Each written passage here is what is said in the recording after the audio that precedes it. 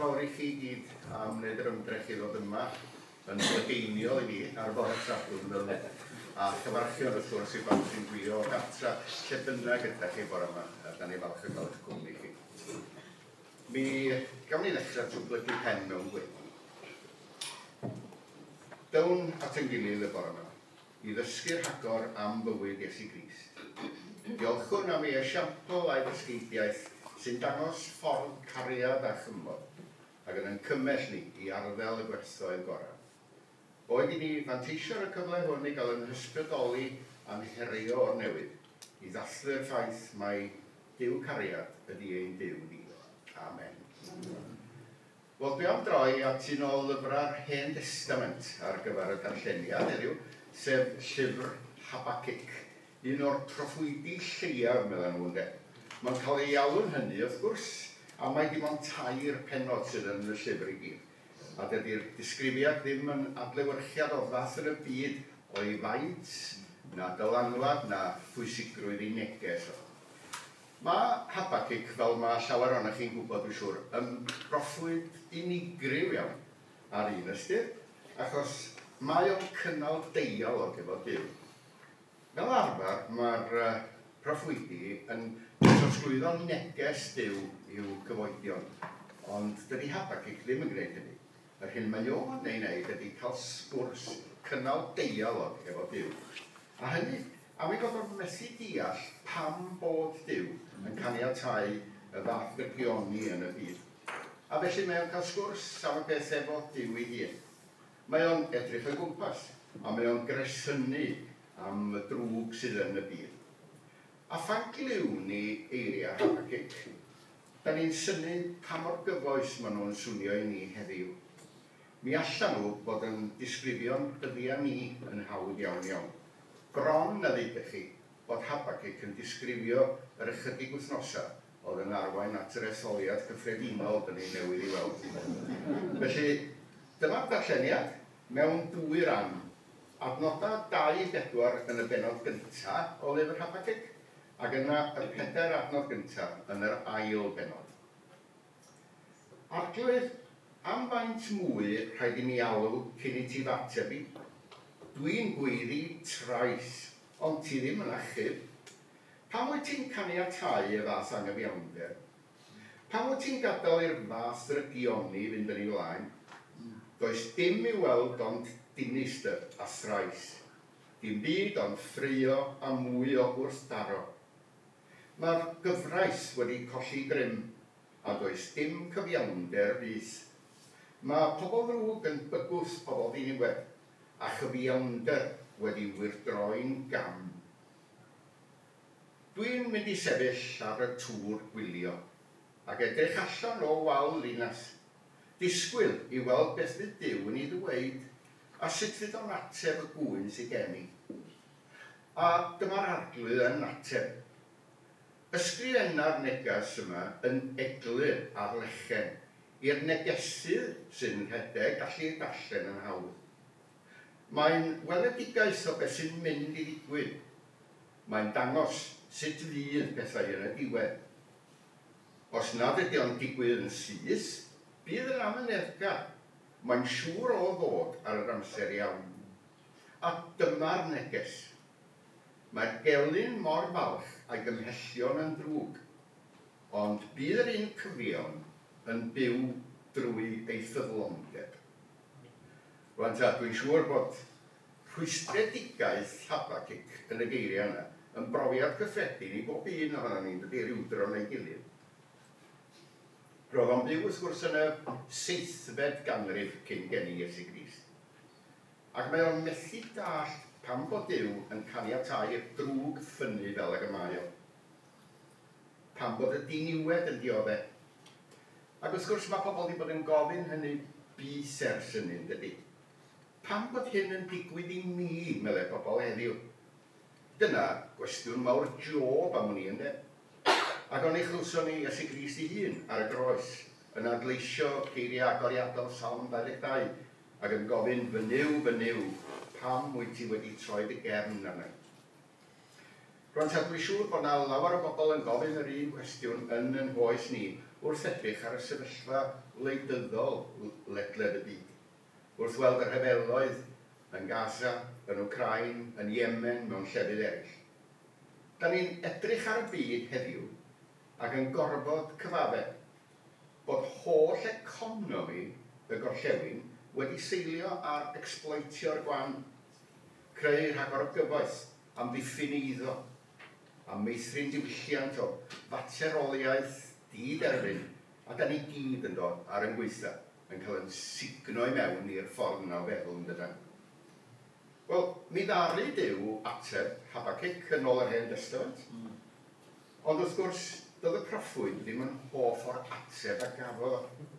Achos dweud mae Duw i fod o'n mynd i anfon y Babiloniaid i gosbi pobl Jwda.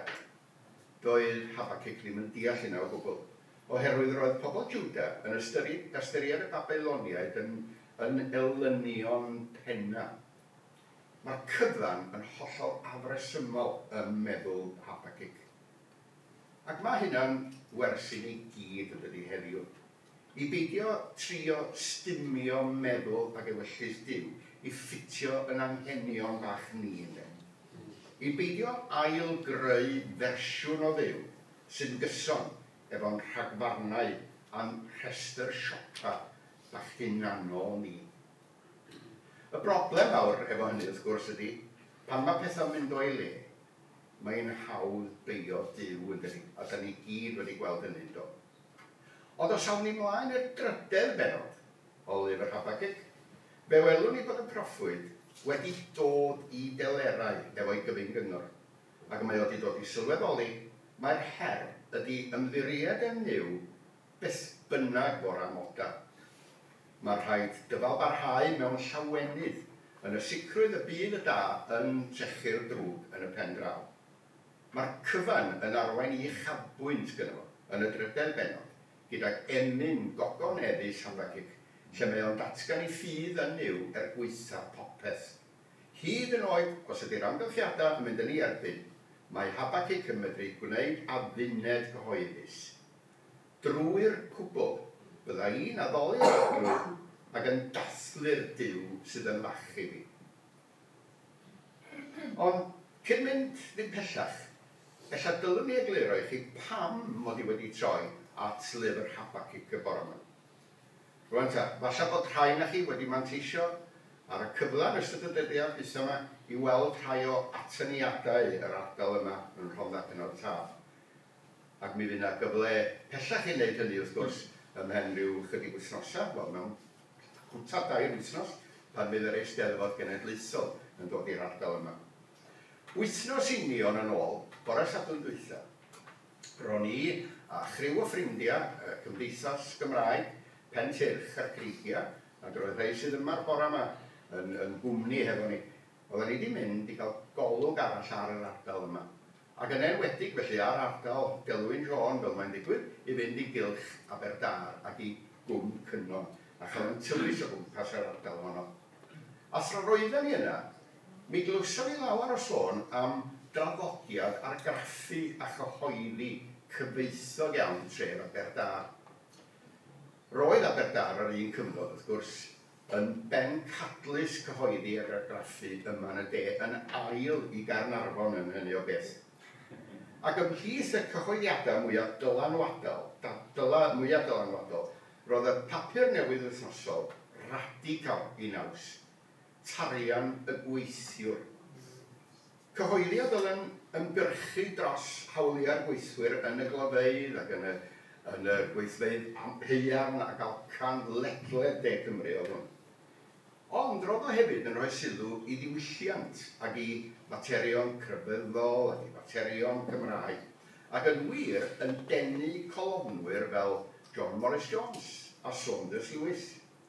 A wydych chi bod tarian y gweithiwr yn gwerthu 15,000 o gopïau o wythnos i drafod y materion yma. Wel, mi gafodd o'i sefydlu yn 1875, ond erbyn 1914, mi oedd rhai pobl yn teimlo bod tarian y gweithwyr wedi colli'r ffordd braidd am bod yna bolisi bwriadol i gyhoeddi erthyglau yn Saesneg. Felly, i drio iachub o, fe'i prynwyd o yn 1914 gan John Tywey Jones, a dwi'n siŵr y bydd yr enw yn gyfarwydd i chi. Y pregethwr wedi enni yn Llanymddyfri, pregethwr emynydd a newyddiadurwr wrth gwrs. Wedi treulio rhan fwyaf o'i fywyd mewn yn weinidog yn ardal y Glais, yn ardal Abertawe. Wel i chi, y peth cyntaf nath Tywey Jones oedd newid enw'r rhan. Nid i fod yn tarian y gweithiwr bellach, ond i fod yn syml iawn, fel y gwelwn ni mewn eiliad, y gweithiwr. Dyma fo, y darian mae'n rhywun ni, y darian. Dyma'r teitl newydd. Ac yn rhifin Gorffennaf 16/1914, sef 110 o flynyddoedd union yn ôl i'r wythnos yma, mae Tywey Jones yn egluro pam bod o wedi newid enw y cylchgrawn neu'r papur newydd i fod yn y darian. A dyma mae o'n ei ddeud. Gwyddom fod yr hen enw, na di hwn, pwy ti'n gweithio ddim yn meddwl rhaid yn deud yna fo. Gwyddom fod yr hen enw yn gamarweinio i lawer. Tybiau'r rhai mae papur i drin materion gweithfaol yn unig oedd y darian, ac mae'r wedd faterol ar fuddiannau'r llyfurwr a gai sylw ynddi. Ond mae gan y darian genhadaeth arall, ac yn unol â'r ddysgeidiaeth nad arfaran unig y bydd byw dydd. Nid ydym yn petruso ystyried honno yn genhadaeth uwch a phwysicach. Nid ydym ni, fel rhai, yn ceisio dysgu'r gweithiwr i gwyno ac i ochrain yn dragwydd, ac i ddweud wrth bawb a'i gwelo, gwelwch mor driennus wyt i. Eithir yn hytrach, credwn yn ei ddysgu i gymryd meddiant o'r deyrnas fawr sydd ynddo ef ei hun. Credwn mewn tynnu mwynhad a gorfoledd o frwydrau bywyd. Ac nid anfuddiol yw tynnu ysbrydoliaeth yna o'r eilwaith o lyfr y proffwyd Habacuc. Gwell gennym weld dynion yn brwydro tan ganu na than gwyno. Wel, yn wir, mae gweld golygyddol fel mewn papur newydd secular yn dipyn o syndod yn dydi. Ond dyna oedd naws y darian o dan olygyddiaeth Tywey Jones. Wrth gwrs, mi oedd o yn brwydro dros hawliau'r gweithwyr hefyd, ond i fod o'n cynnig rhywbeth gwahanol. Ac fel heddychwr o argyhoeddiad, roedd o'n defnyddio tudalenna'r darian yn gyson i bledio achos heddwch. Mae werth edrych ar ran o erthygl olygyddol a gyhoeddwyd ganddo fo ar Orffennaf y 9 1914, sef union bythefnos cyn i'r rhyfel byd cyntaf dorri allan. A dyma mae o'n ei ddeud yn y golygyddol hwnnw. Ni cheir heddwch, na thangnefedd, na llywodraeth sicr byth trwy rym llef.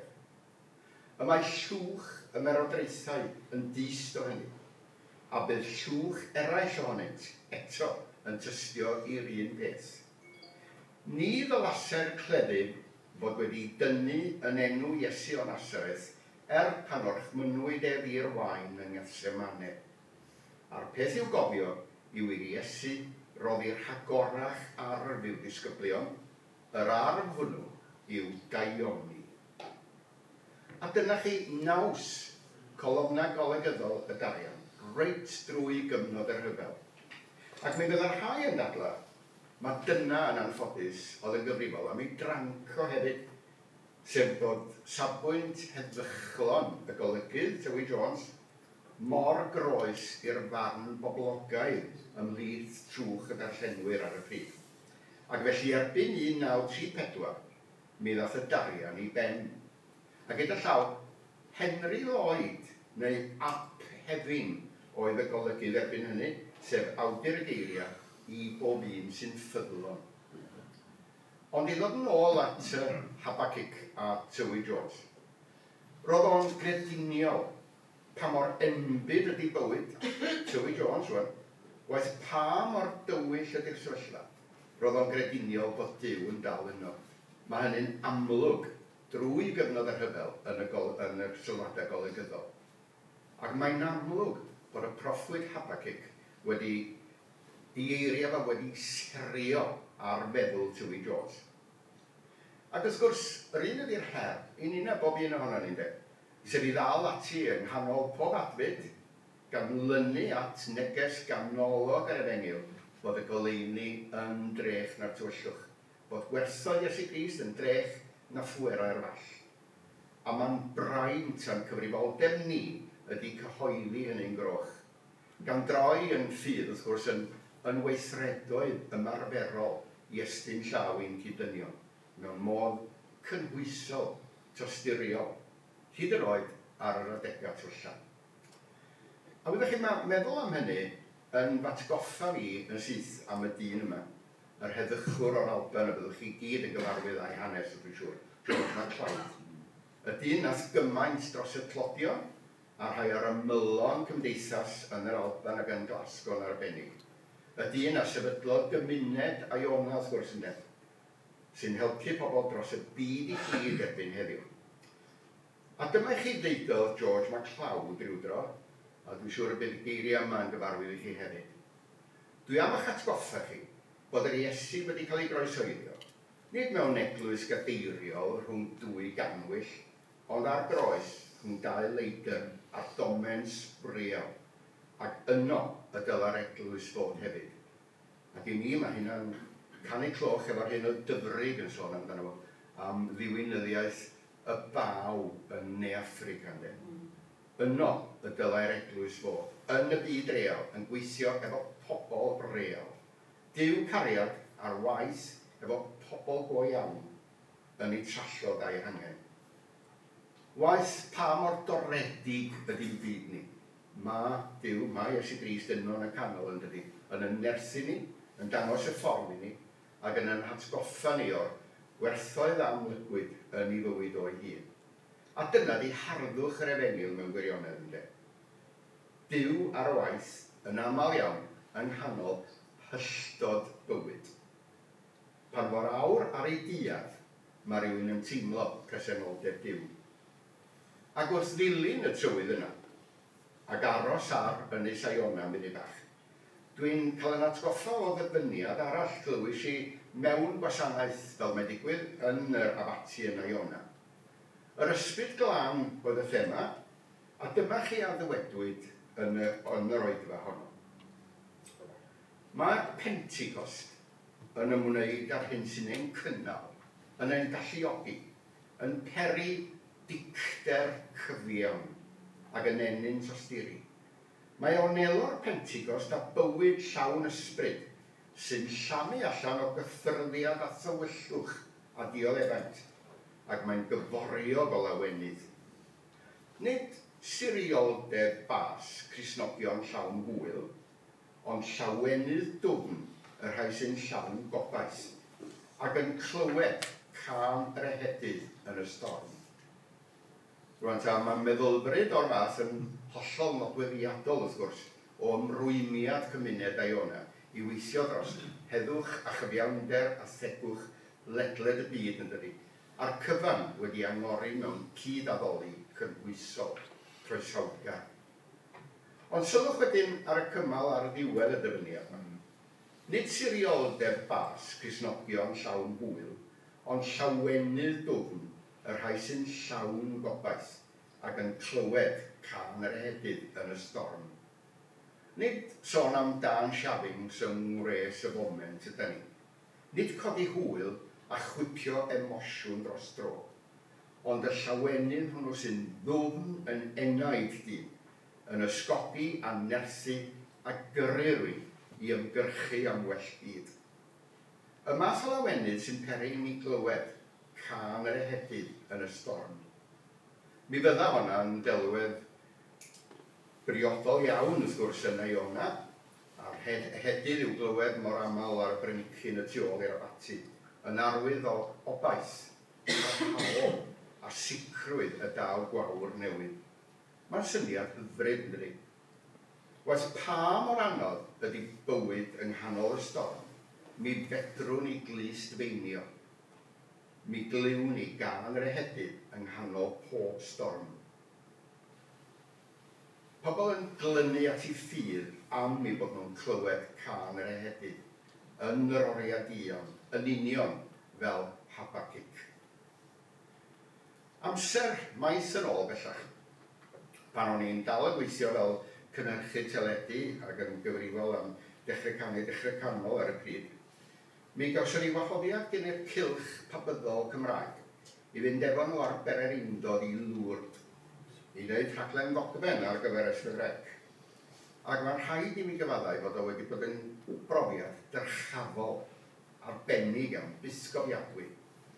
Miloedd ar filoedd o bobl yn cyd-addoli, cannoedd yn chwilio am iachad, yn gweddio am wellad, rhesi o bobl mewn gwelyau ar stretchers mewn cadeiriau olwyn yn cael eu tywys tuag at y groto. Pawb yn chwilio am wyrth o ryw fath neu gilydd. Wel, ymhlith yr ymwelwyr y does i ar eu traws nhw, roedd yna un teulu bach o Gymru. Wel, o'na nifer o deuluodd o Gymru, ond oedd y teulu yma'n arbennig iawn. A'i plentyn nhw'n dioddal barlus yr ymenydd. Ac roedd hi'n amlwg bod gynno fo anghenion dysgu dwys iawn. Mi ges i sawl sgwrs efo'r fam yn ystod yr wythnos, a dod i ddeall i bod nhw fel teulu yn mynd draw i'r groto ar eu pennau hunan bob nos wedi pawb arall fynd adre, i gael gair tawel o weddi. Dyma'i patrwm nhw drwy gydol yr wythnos. Wel, yn noson cyn iddyn nhw droi am adre, dyma fi'n gofyn i'r fam ifanc, oedd hi tybed yn siomedig am na chawson o'r wyrth roedden nhw wedi bod yn gobeithio amdani. Ac ar ôl pendroni chydig, dyma hi'n troi ato, a dyma hi'n dweud, da ni ddim wedi gweld unrhyw welliant dramatig yng nghyflwr fy mab, meddai, ond da ni wedi profi rhyw dawelwch a rhyw dangnefedd bendithiol iawn yma yn Lwr, ac mae dod yma bob blwyddyn, fel da ni'n gwneud, yn rhoi nerth i ni, i fynd adre i wynebu gweddill y flwyddyn. Mae o'n falm i'r enaid. Wel, mi nath i mi deimlo'n wylaidd iawn, ac mi deimlis i mod i wedi bod yn dyst i wyrth. Nid y math o wyrth fysa'n denu penawda papur newydd, nid gwyrth i glochtar amdani ar y cyfryngau cymdeithasol, ond gwyrth serch hynny. A does am dwywaith amdani bod gweddi dawel y teulu bach hwnnw yn cael ei hateb. A dyna'r pwynt ynddo. Dydy gweddia ddim yn cael ei hateb yn y ffordd y bydden ni'n disgwyl bob amser yn ydyn. Dyna brofiad Habacuc. Eto, roedd o'n fodlon glynu efo'i greawdwr a thystiolaethu drosto. Dydy hynny ddim yn hawdd bob amser yn yr oes yma nag di. Ond dyna'r nod, dyna'r her. Ac fel y soniodd Owen Llyr ddoe, mae'n rhaid i ni ddweud na weithiau yn does. Yn ddiweddar, roedd Ann a finna i lawr yn Dorset ar wyliau, ac wedi picio yno i dref Dorchester. A dwi'n mynd â chi'n gyfarwydd ag eglwys Sant Pedr yn y fan honno, ond dyma bicio mewn i fusnesu. Ac un o'r pethau'n trawodd i am y lle oedd ffenest liw o didog yn ymyl ar allor, yn dangos y Crist atgyfodedig. Ac o dan y llun, roedd yna adnod o lyfr yr actau. A dyma hi'r adnod yn Gymraeg i chi. Yr Iesu hwn, fe gyfododd Duw ef, peth yr ydym ni oll yn dystion ohono. Ac roedd hi'n amlwg yn y fan ar lle yn doedd, mae dyna ddylai fod yn gyrru pob Cristion yn dweud, sef bod yn dystion i'r Crist atgyfodedig, y chwyldroadwr, y cymodwr, y meddyg a'r presenoldeb dwyddol. Yr Iesu hwn, fe gyfododd Duw ef, peth yr ydym oll yn dystion ohono. Ac wedi treulio ychydig funudau yn rhyfeddu at y ffenest. Dyma biciad allan yn ôl a throi nôl i edrych ar y ffenest. A sylweddoli mor ddyn oed, mor blaen, feiddiau ddweud, mor hyll mae hi'n edrych o'r tu allan ar y palmant. A felly mae pob ffenest lliw yn wych ar y tu mewn pan mae'r pelydrau yn tywynu drwy'r ffenest i ddangos y lliwiau, ond yn ddwl ac yn dywyll ar y tu allan. Ac wrth gwrs, dyna mae pobl yn ei weld ar y palmant. Ac mi ddechreuais i feddwl, ai fel hyn mae'n crefydd ni heddiw yn gyffredinol, da ni yn disglair y tu mewn i furiau'n capeli, gyda. Da ni'n dystio'n llafar iawn i neges yr Efengil y tu mewn i'r muriau. Ond y tu allan i'r adeilad, yda ni'na yn ddiliw, yn ddi-fflach, yn ddi-nod, ac yn anffodus yn amerthnasol. Y bore yma felly, boed i ni afunedu i fynd o'r cyfarfodydd blynyddol hyn, yn benderfynol y bydd yn eglwysi ni, yn llachar i goleuni a'i tystiolaeth, yn rym dylanwadol yn cymunedau ni. Waeth pa mor enbydus ydy'r amgylchiadau o'n gwmpas, mwyn ei enw. Amen. Gawn ni gydweddio. O dad nebo, da ni'n diolch i ti am y cyfle newydd hwn y bore yma i ddod at yn gilydd i ddathlu'r ffaith mae Duw cariad wyt ti. Mae geiriau'r proffwyd Habacuc yn atsain yn y clustiau, wrth iddo sôn am y dinistyr a'r trais, y diffyg cyfiawnder a'r gyfraith sy'n cael ei herio. A dyna'n profiad nina o Dduw, wrth i ni dystio i'r hyn sy'n digwydd o'n gwmpas. Ond yng nghanol y gwrthdaro a'r drygioni, da ni'n diolch mai yno ti yr ydym ni'n dysgu cyfrinach a gorfoledd byw. Dangos i ni nad oes na ddim o'i le mewn amau a chwestiynu, cyn belled a bod hynny'n arwain at dyfnhau ein ffydd, a'n gwneud ni'n barotach i weithio ymysg ein cyd-dynion, i ddileu pob angen a lliniaru pob clwy. Da ni'n gofyn i ti'r bore yma roi hyder newydd i ni, droi ein ffydd yn fflam ddiw, fel y gall losgi'n disglair ger bron eraill, a'i hannog gweithau i ymddiried yn dy gariad i'r ati, a thuag at y cread oll. Amen. Wel, gan bod ni wedi sôn yn helaeth am J.T.W. Jones, da ni am gloi'r bore yma drwy ganu un o'i emynaf o, sef Emlyn 369, a dwi'n diolchgar iawn i Fiona am fod ar yr organ neu ar y piano fan hyn. Rwy'n troi i ddwyneb Iesu da o bobman ata ti, ymerw blin y byd a'i gla, dy wedd sy'n hedd i mi. Ni chefais naddo mewn un man, un balm i'n calon drist, nac enw swyna benau gwan, ond enw Iesu Grist. Ac i chi gartra, os ydych chi'n yn dilyn ni, rhif 369 yn Caneuon Ffydd. Diolch chi.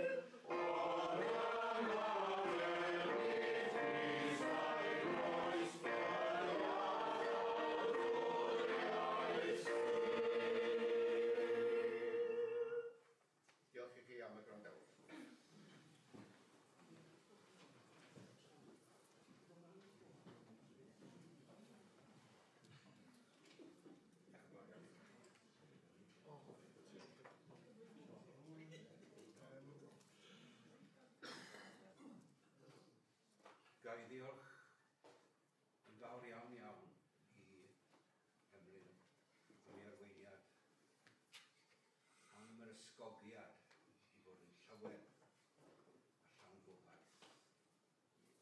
Diolch. Ni'n symud ymlaen yn awr at cyflwyniadau gan eglwysi. Mae Llanfair Penrhys, Tabernacl, Efailisaf a Angor yn Grangetown. Yn mynd i adrodd rhan o'r stori. Yn y drefn gymlynol. A nid fi sy'n dweud hyn, yn cael y drefn. Llanfair Penrhys yn gyntaf. Oedd ei Sharon. Elw Sharon. Ac yna Angor. Ac yn olaf wedyn ni Tabernacl Efailisaf. Gorau mae'n siŵr yw galwch chi mlaen fan hyn yn eich tro. Dwi'n gwybod bod yna fideos, dwi'n ddim yn gwybod beth sydd yn ychwanegol at hynny. Sharon, dyna mlaen. Mae Sharon wrth gwrs un o blant yr allwen. A fi'n cofio Sharon yn dod ar ben wythnosau bobl ifanc i Rebecca yn ddofn. Ti eisiau dweud? Rhaid fi cael y... Ie, ti'n moyn gwneud e draw yna? A rhaid mic bach i ti os dwi'n mic bach.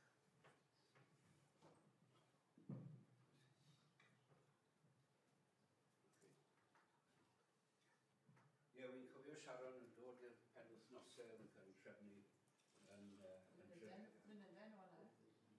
ryw, ie, os mae blynyddau, ryw 5 mlynedd fi'n credu oedd e. A mae Sharon wedi bod yn rhyfeddol yn ei gweinidogaeth a'i thystiolaeth wel, arwrol, os ydy hwnna'n ail llai ddefnyddio o'n cyd-destun yma ym Mhen. Sharon, drosodd ti yn ddod. Oedden ni'n dechrau gyda'r fideo? Credu fydd yn wir. Ie? Diolch. Dechrau gyda'r fideo.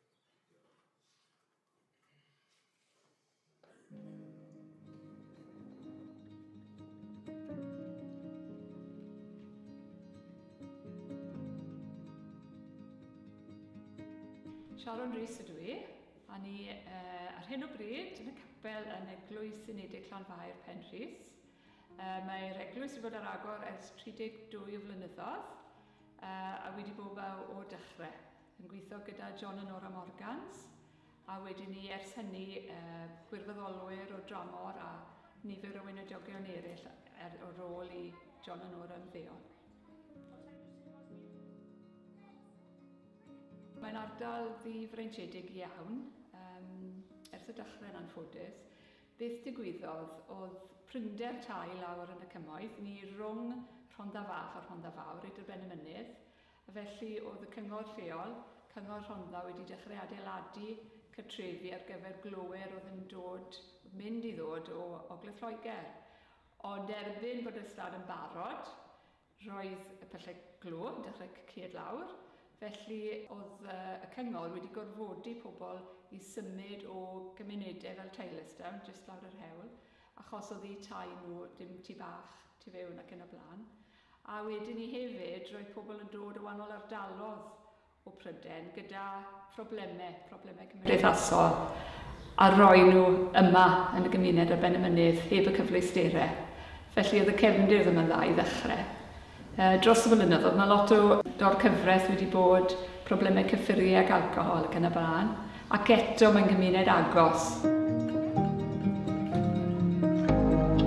Mae Llanfair reit yng nghanol cymuned Penrhys, a i ni'n croesawu pawb yma, ni ddim yn beirniadu neb, a ni'n helpu pobl mewn cymuned o wahanol ffyrdd.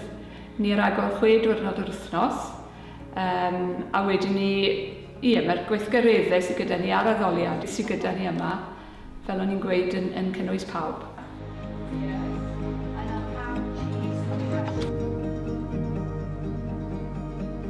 The community's getting better, and they are.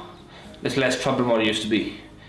And if it weren't for the church itself, I think Penrhys would be crumbled, because this is the heart of Penrhys. Everyone comes here. I volunteer a lot for the church to be able to make sure everything is able to keep going. Obviously we've got the food bank, the furniture bank, the clothes bank, daytime evening cafe, homework club. And when volunteers come in, we're able to make sure that they're able to do what's right for them, get to sound them out and see what they want to do as well. My name is Jiu, and I'm from South Korea. And I work in kitchen and homework club, and church, that's it. I think the church is very lovely because every people coming to our church know each other very well, and they are willing to help each other. Yn ddiweddar, mae grŵp bechgyn gyda ni, achos rai o bechgyn ifanc, rhwng 1 ar 15 a 4 ar 15 wedi bod mewn trafferthion yn ddiweddar, ymddygiad angamteithasol yn ystod y flwyddyn diwethaf. Felly dechreuon ni grŵp iddyn nhw, a mae hwnna'n mynd yn dda, maen nhw wedi dechrau gwirfoddoli wedyn ni yn gwneud gwaith clirio sbwriel a torri gwair, felly mae hwnna'n yn gwneud gwahaniaeth hefyd. It's a good community for us to do stuff. It keeps us away from trouble. They organise things, like downstairs we've got a pool table, ping pong table, and we got stuff for little kids as well, for them to play with.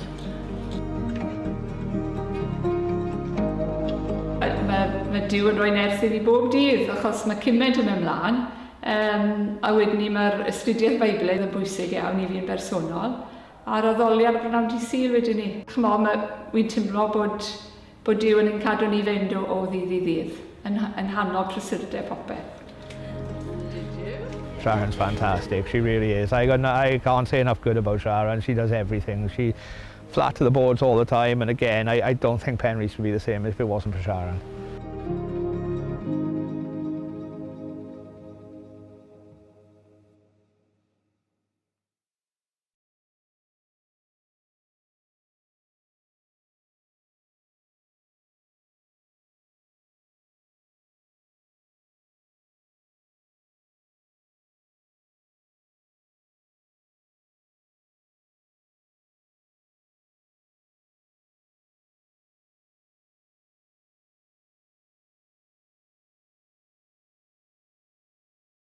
Newyddu reit yng nghanol y gymuned i ddod yn eglwys ecumenedd Llanfair.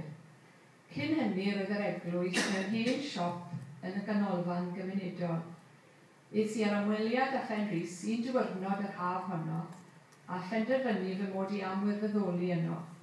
Y flwyddyn ganlynol ges i'r swydd i fod yn weithiwr addysg a dwi dal yno heddi ac yn bwriadu ymddeol mewn 2 flynedd. Dwi'n teimlo'n gryf o Dyw yn fy nerthu ac yn farwen bob dydd gan bod bywyd mor brysur ac yn gallu bod yn heriol o ddydd i ddydd.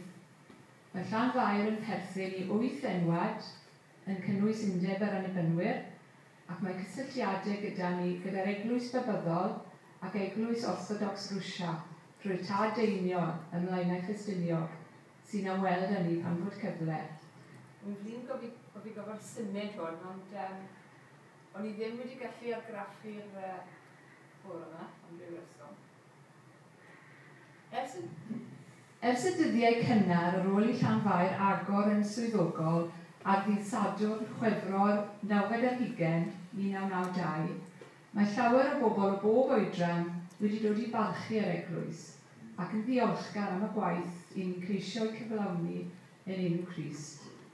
Dwi yn credu bod Llanfair wedi ac yn gwneud gwahaniaeth i fywydau llawer o bobl sydd wedi bod ac yn byw ym Penrhys heddi, yn ogystal ag i ymwelwyr o bell ag agos. Ni'n ffodus dros ben o'r cyfle gwych i groesawu gwirfoddolwyr o wahanol gwledydd ar hyd y blynyddoedd, enghraifft Sweden, yr Almaen, India, Hwngari, yr Unol Daleithiau, De Corea ac yn arbennig o Madagascar. Mae dros 30 o bobl ifanc wedi bod gyda ni o'r ynys arbennig honno, a ni dal mewn cysylltiad â nifer.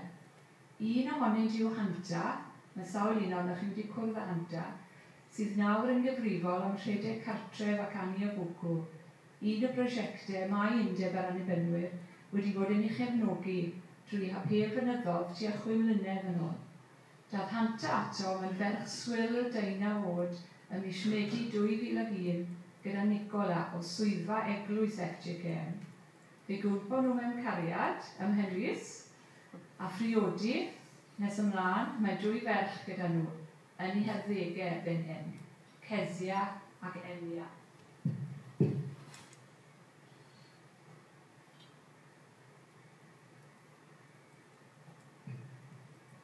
Oedd hi'n hyfryd i gwrdd nhw y llynedd ynghyd â sawl cyn-gwirfoddolwr arall a'i plant pan es i ar wyliau i Madagascar. Ar hyn o bryd, mae merch ifanc o'r enw Jiw Kim o dde Caria gyda ni, am bron blwyddyn fel gwirfoddolwr fudiad Time for God.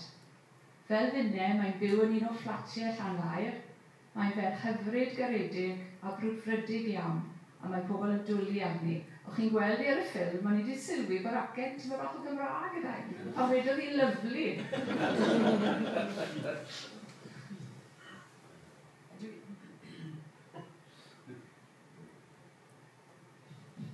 A dim ond ers mi Shebryd, mae'n bod gyda ni. Yn Llanfair, mae'n heddoliad ni yn ochr am gwasanaeth i'r gymuned. Rhai blynyddoedd yn ôl, dywedodd John Morgan, ysgysodwch y Saesneg, mae'n sôn yn well yn Saesneg. The way the cup is poured for a cup of coffee in the cafe is just as important as the way the cup is poured for communion. Mae ysgol Sul am ddau a bnawn Sul ac oedfa i ddilyn a wedyn te a bisgedi gyda'n gilydd mwyn sgwrsio a thrafod yr wythnos o'n blaen. Arfored i'r llun daw dosbarth o blant o ysgol gynradd Penrhys ato ar gyfer stori, gweddi a chan. Weithiau ni'n defnyddio cynllun agor y llyfr gan Gymdeithas y Beibl. Mae'r plant yn cael diod a bisgedi yn y lolfa neu'r caffi cyn mynd ôl i'r ysgol. Yna mae'n amser paratoi disgled y de ar gyfer ein ffrindiau i'n hastudiaeth Beiblau. O leia 19 ohonom yn cynnwys Madi, Jade a Teira sydd yn eu harddegau, a mae nifer o ffrindiau o eglwysi gwahanol yn yr omland o'r ato ni. Yn ddiweddar, ni wedi dechrau grŵp merched a grŵp bechgyn ar nos Lun. Mae'r merched wedi bod yn gwneud gweithgareddau crefft a choginio, tra bod y bechgyn wrth ei bodd yn chwarae pŵl a tennis bwrdd. Mae'r bechgyn yma, fel o'ch chi'n clywed ar y ffilm, wedi bod yn ymwneud ag ymddygiad anghymdeithasol ym Penrhys yn ystod y flwyddyn diwethaf, gyda'r heddlu wedi cael ei galw sawl gwaith yn anffodus.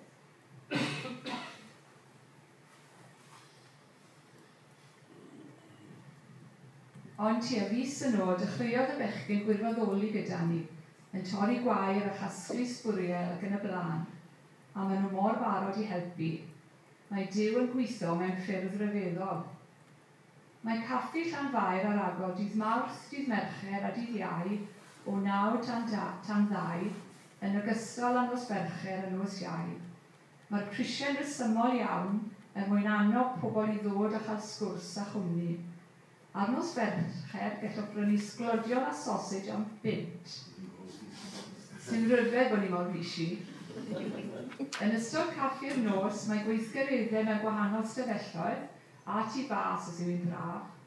Yn ymal, mae 50 i 60 o blant pobl ifanc a rieni yn dod atom. Mae'n gallu bod yn swnllyd ac yn heriol iawn, yn enwedig pan fod plant neu doelion yn cwmpo mas. Mae hwnna'n digwydd yn weddol yma. Mae'n grŵp o wirfoddolwyr arbennig yn ryfeddol mor ffyddlon a chefnogol. Welwch chi cwbl ohonyn nhw ar y ffilm. Mae nifer ohonynt yn addoli gyda ni ar bnawn Sul ac yn dod i'n astudiaeth Beiblau. Ar fore dydd Gwener mae bore coffi mannau cynnes yn cael ei chynnal yn y lolfa gyda disgled o de neu goffi a tost am ddim. Mae perthynas agos iawn rhyngom a'n ysgol lleol, ysgol gynradd Penrhys.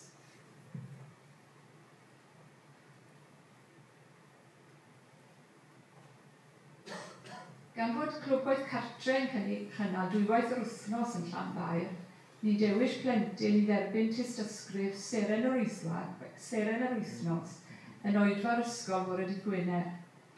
Yn ogystal â'r gweithgareddau hyn, mae banc bwyd annibynnol, banc dillad a banc celfi, gyda ni. Mae cwmni trefalus sydd yn berchen y mwyafrif o gartrefi Penrhys yn cynnal housing surgery yn wythnosol ac yn aml yn cynnal cyfarfodydd yn Llanfair. Mae sesiwn gan Citizens Advice unwaith y mis, a'n ganfod cymed o alw am gyngor ariannol, ni'n gobeithio bydd sesiwn dwywaith y mis yn mis Medi.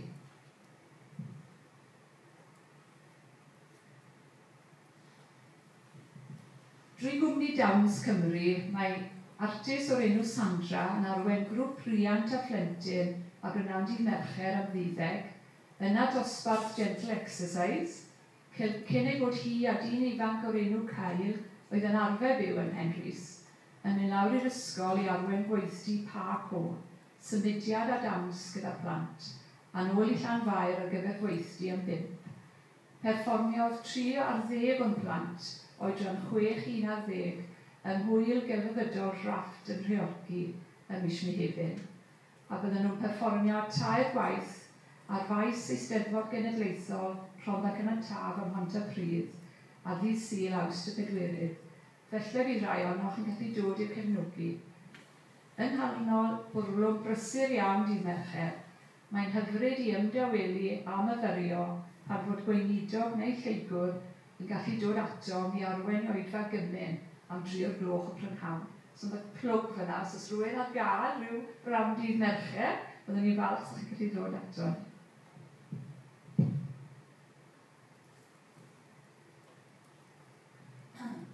Bod Penrhys yn ardal ddifreintiedig, mae'n gymuned glos ar y cyfan, ac mae pobl gallu bod yn garedig ac yn ofalgar. Ni wedi codi arian i Ysgol David Griffiths ym Madagascar, a bob blwyddyn ni'n cynnal mis yn hytrach nag wythnos cymorth Gristnogol, gan fod cyment i'w wneud. Eleni gyson ni oedfa cymorth Gristnogol, gwerthiant eisenod, bingo, stondin yn ffair haf yr ysgol, a 3 ohonom wedi cael ei noddi i gerdded y Bererindod o eglwys gadeiriol Llandaf i Penrhys dros 3 diwrnod. Profiad arbennig iawn. Mae croesawu ffrindiau o eglwysi gwahanol ac ymweld ag eglwysi eraill yn bwysig ac yn werthfawr i ni yn Llanfair. Pan ymynnes i ar ddechrau'r blwyddyn hon i'r merched sydd yn dod i'n ffyddlon i'r ysgol Sul ac i oedfa'r Sul, beth hoffen nhw'n wneud eleni, ges i syndod i glywed yr ateb, ymweld ag eglwysi eraill. Eithon ni mewn bws mini i gapel Geifordd a chapel Tregennon ym Mhywys ym mis Mai, gan fod ein ffrind Rebecca o Mizoram, gogledd dwyrain Indio, yn weinidog.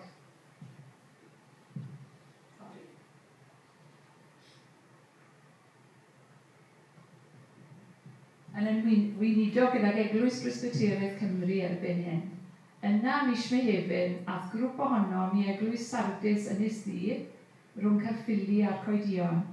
Nes ymlaen yn y mis byddwn ni'n croesawu Owain Llyr, Margaret Davies a'i ffrindiau o gapel Ministry atom. Mae Margaret yn aelod o fwrdd lliwio Llanfair ers Blynyddol, a mae hi wastad yn ffyddlon ac yn gefnogol dros ben.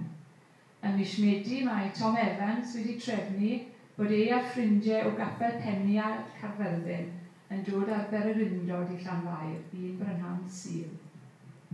Bron y gorffen. Fi'n credu'n gryf dylai mwy o gynulleidfaoedd capeli ledled Cymru yn weld ei gilydd gan y gallwn rhannu syniadau a dysgu cyment wrth ein gilydd o ran addoliad a gwasanaeth i Grist, heb sôn am ddatblygu cyfeillgarwch. Dwi'n mynd i orffen drwy estyn gwahoddiad i chi ddod ato i Penrhys am fod cyfle. Diolch i chi am wryndo.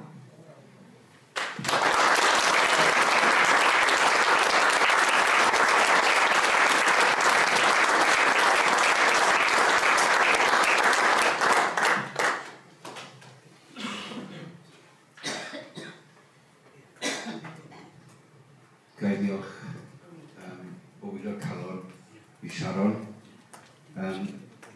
Dyw amser yn mi ofan ddim yn caniatáu ni gyda trafodaeth neu cwestiynau.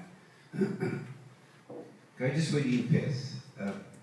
Pan o'n i'n gweithio i gymorth Cristnogol, o'n i'n gwybod o ble oedd yr arian yn dod. A Penrhys, wyloch chi fyna. Oedd hi'n cwrdd neu cyfraniadau pen o Penrhys yn uwch o dipyn i beth o rai o ardaloedd eglwysi cyfoethocaf Cymru, cyfoethocaf yn ariannol yn i'w. Diolch i ddiw. Am Penrhys. Iawn. Diolch Sharon. I ni dod nawr at fenter newydd. Menter Angor.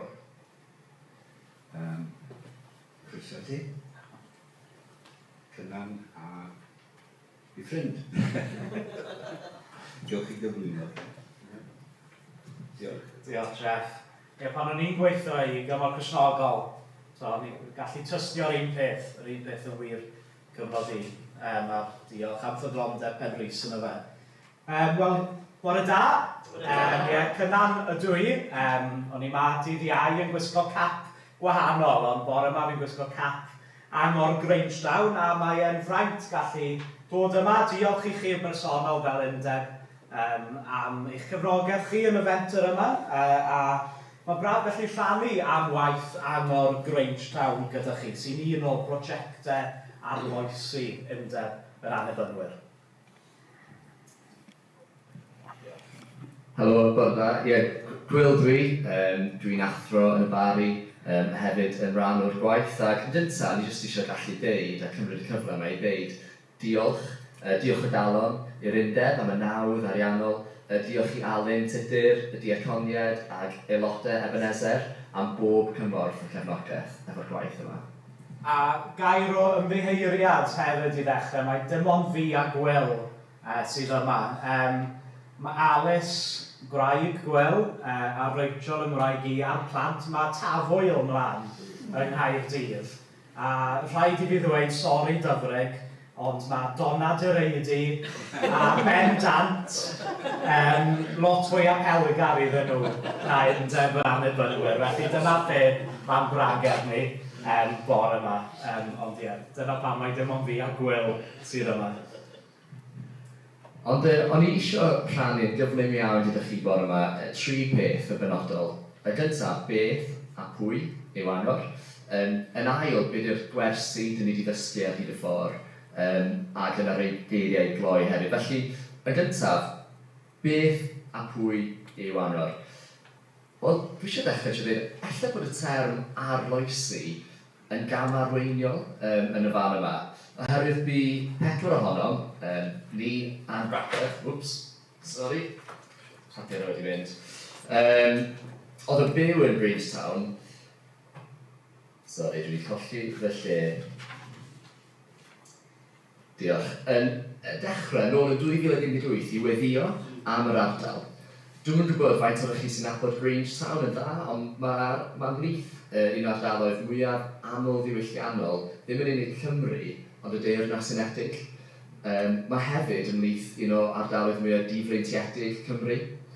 Mae'na tua 10,000 o bobl yn byw yn Grangetown, ac maen nhw'n meddwl bod tua 2,000 o rheini yn metrwyd Gymraeg. Felly mae'na ysgol gynradd Gymraeg newydd, ysgol Hamadryad, yn y gwasanaethu'r ardal, ond mae'na hefyd lu o eglwysi Saesneg, mae'na lot o fosgiau, mae'na gwrdwara, mae'na deml Hindwaidd, ond doedd dim y tystiolaeth Cristnogol Gymraeg o gwbl yn yr ardal. A felly wedi 2 flynedd o weddio a chynnal digwyddiadau fel Noson Carolau, gweld be oedd yr ymateb, be oedd y diddordeb, fe welson ni bod hyn yn cynyddu, bod pobl yn gofyn os oedd ysgol Sul neu gwasanaeth lleol ar gael. A roeddwn ni'n teimlo fel bod Duw yn harwain ni i ddechrau cyfarfod, i addoli, i ddysgu, i annog, ac adeiladu cymuned mewn gair i ddechrau cynulleidfa, i dyfu eglwys newydd Gymraeg yn yr ardal. A dyna pan dwi'n dweud efallai bod y term arloesol yn gamarweiniol, achos yn y bôn does dim byd arloesol am hyn. Rhwng 1826 a 1926, fe blanwyd 9 o eglwysi newydd gan eglwys Efailisaf. Ond, dyn ni wedi stopio. Pam? Dyn ni ella cael yn rhy gyfforddus, efallai yn poeni am adnoddau, falle di colli hyder, falle di colli ffydd. Ond dyn ni mor falch am y cefnogaeth Ebenezer, Alun y diaconiad a'r aelodau. Dyma'r criw o'n ni'n gallu camu ymlaen a dechrau'r cyfarfodydd yma. A felly be ydi Angor ar hyn o bryd? Wel, fel y mae hi'n barhad o'r cyfarfodydd cychwynnol yma. Erbyn hyn mae gyda ni waith plant, mae'r niferoedd yn tyfu, a dyn ni'n cyfarfod 3 gwaith y mis. Dwywaith am wasanaeth fel bysych chi falle yn adnabod, hefo addoliad a phregeth, ac unwaith, jyst am bryd o fwyd, i eistedd lawr, i sgwrsio, i ddod at ein gilydd fel cymuned a gweddio hefo'n gilydd. Ond, dyna di'n amdano fi. Byddwn ni wylio fideo nawr gan rhai o addolwyr Angor yn dweud be mae Angor yn olygu iddyn nhw.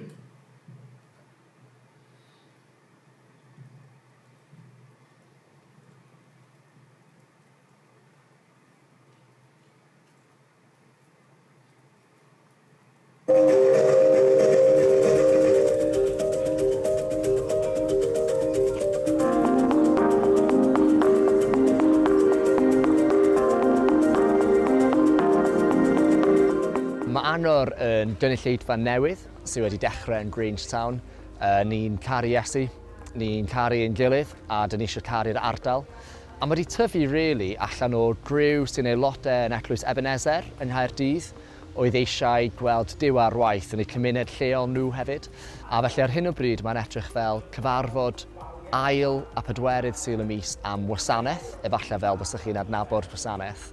Ond ni'n trio cwrdd mwy fel cymuned, i gydfwyta, i fynd i gerdded, i fod yn astudio'r Beibl hefo'n gilydd ac i fedru wneud hynny yn ein ardal leol ni. Enw fi di Oscar, dwi'n second year yn Met Caerdydd astudio Computer Science. Mae cymuned yn really fatha neis, really friendly. Ti'n definitely fatha deall fod mae Duw wedi gweithio yma. A mae'r cymuned yna just yn definitely wbeth dwi eisiau bod rhan of. Pan mae'r grŵp mawr o myfyrwyr yn Caerdydd yn eglwys am eglwysi, dwi'n teimlo fel mae Angor yn definitely lle dda, especially os ti'n dod o cefndir Cymraeg hefyd. Da ni jyst eisiau mwy yn yr ysbrydlan gweithio trwy ni hefyd, ac jyst fel cymuned, jyst gweithio trwy ni fel cymuned i gael allan i pobl sydd ddim yn nabod Iesu eto.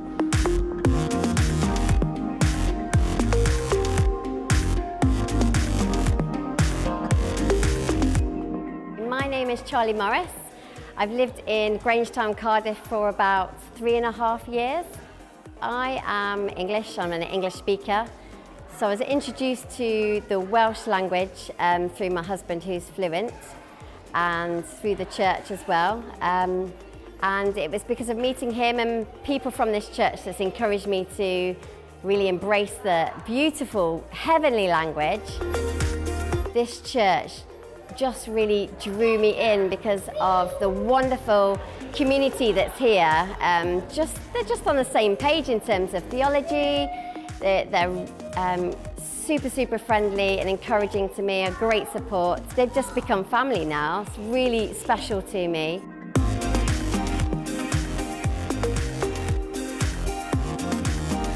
Ni mor falch o'r cymorth ni wedi cael o'r prosiect arloesi a buddsoddi'r annibynwyr. Mae angen i ni gael lleoliad a mae'r arian yna wedi galluogi ni i fedru cynnal y gwaith yma yn nghanol y ddinas. Mae hefyd wedi galluogi ni i fedru roi'r gweithgareddau ar gael i'r gymuned. Dyn ni wedi gallu gwneud pethau dros y dolyg, cynherddau, gwasanaethau arbennig, gallu rhoi bwyd ymlaen i bobl a bod hynny i gyd yn rhad ac am ddim trwy'r buddsoddiad yma. Y weddi dros Angor, dwi'n meddwl, yn bersonol, ydy bod ni'n gweld pobl sydd ddim yn mynd i capel, sydd ddim yn caru Iesu, yn dod wyneb yn wyneb hefo'r Iesu byw, a bod eu bywyd nhw'n cael eu trawsffurfio.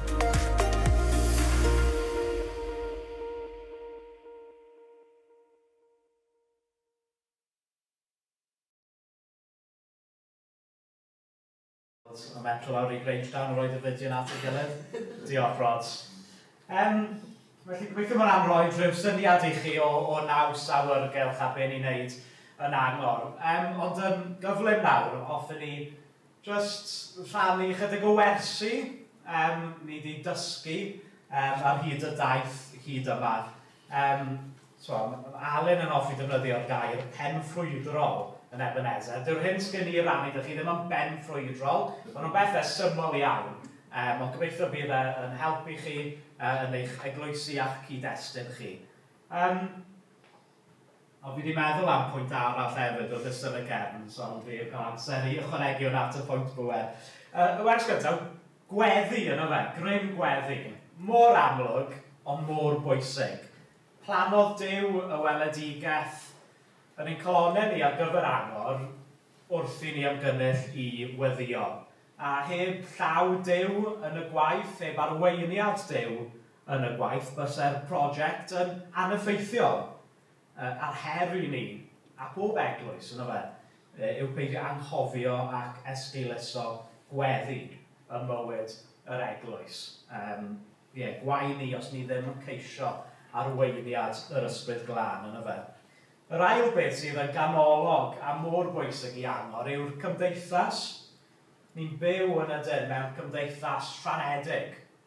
Ers Covid ac yn gyffredinol, mae pobl yn unig, mae pobl yn crefu ac angen cymdeithas. A dyna pam bod yr elfen cymdeithasol o gydfwyta mor bwysig i Angor. A dyna ble ni'n gweld ein perthynas ni a'n gilydd yn dyfnhau. Mae gan y merched grŵp cymdeithasol sydd yn cwrdd unwaith y mis. Dy'r bechgyn ddim o drefnus ar merched, felly ni heb dod rownd i drefnu hynny eto. Ond mae'r elfen gymdeithasol yna yn greiddiol, ddim just i criw Angor, ond mae'n greiddiol i'n cenhadaeth ni. Ni wir yn gweld mai y ffordd i estyn allan yw i fod yn y gymdeithas, i greu gymdeithas, i creu teulu i pobl cael perthyn iddyn nhw. Trwy ymwneud â pobl, trwy mynd ar eglwys allan i'r gymdeithas yna fe, lle dysgwyl i'r gymdeithas ddod i'r eglwys. Cyrraedd pobl ble maen nhw, eu caru nhw ble maen nhw, eu gwasanaethu nhw ble maen nhw, i cyd-lawenhau gyda nhw, ond hefyd i wylo gyda nhw. Dyna pryd mae pobl yn profi cariad Duw. A dylsen ni ddim fod yn surprise i ni na, achos Duw a ddaeth ato ni yn ein mes ni, yw ein Duw ni yn Iesu Grist. Y drydydd peth, cyd-destynoli. Falle bod rai o chi yn gofyn, wel, pam dechrau rhywbeth newydd? Chi'n aelodau'n Ebenezer yn barod. Pam Mini Street yng Nghaerdydd hefyd. Pam plannu eglwys? Mae'n sgwrs fyw ar hyn o bryd ar wefannau cymdeithasol, Cristnogaeth 21, Pryderu, Llwyd Jones yn sôn amdano fe, tudalen blaen Cenad. Mi'n oed y gwefannau BBX yn trafod hyd yn oed. A mae'n gwestiwn da, mae'n gwestiwn pwysig. A ni ddim yma i dweud mae plannu eglwys yw'r ateb bob tro.